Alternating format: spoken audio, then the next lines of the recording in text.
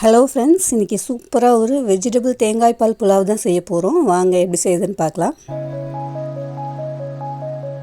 நான் 1.5 டம்ளர் பாஸ்மதி ரைஸ்க்கு தேவையான அளவு வெஜிடபிள்ஸ் கட் பண்ணி எடுத்திருக்கேன். முக்கியமாக அது கூட 1 கப் தேங்காய் எடுத்துக்கணும்.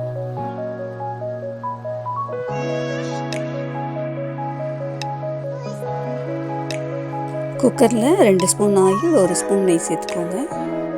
எண்ணெய் சூடானதும் பட்டை, கிராம்பு, ஏலக்காய், வெங்காயம், பச்சை மிளகாய் சேர்த்து வதக்கணும். அடுத்தது கட் பண்ணி வச்சுருக்கிற வெஜிடபிள்ஸ்லாம் சேர்த்துக்கோங்க. நான் உருளைக்கிழங்கு, கேரட்டு, பீன்ஸு, பச்சை பட்டாணி, காலிஃப்ளவர் எல்லாம் சேர்த்துருக்கேன். அடுத்தது 1.5 ஸ்பூன் இஞ்சி பூண்டு பேஸ்ட்டு சேர்த்துக்கோங்க.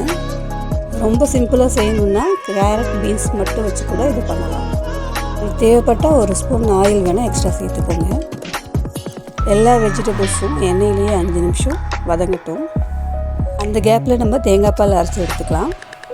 1.5 டம்ளர் பாஸ்மதி ரைஸ்க்கு ஈக்குவலாக 1.5 டம்ளர் ஒரு 15 மினிட்ஸ் பாஸ்மதி ரைஸை நல்லா ஊற வச்சு கழுவிட்டு சேர்த்திங்கன்னா ரைஸ் சாஃப்டாக வரும். தேவையான அளவுக்கு உப்பு சேர்த்துட்டு அடுத்தது தேங்காய் பால் கூட சேர்த்து நல்லா கிளறி விட்டுட்டு குக்கரை க்ளோஸ் பண்ணி விசில் போட்டுருங்க. மீடியம் ஃப்ளேம்லேயே வச்சு ஒரு 4 விசில் வந்தால் போதும்.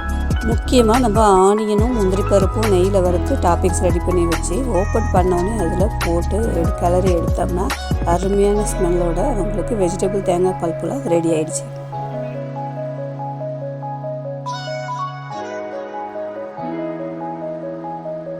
இந்த புலாவோட ஸ்பெஷலே தண்ணிக்கு பதில் நம்ம தேங்காய் பால் மட்டும் கலந்து வேக வச்சு செய்கிறதுனால தண்ணி டேஸ்ட்டோடு இருக்கும்.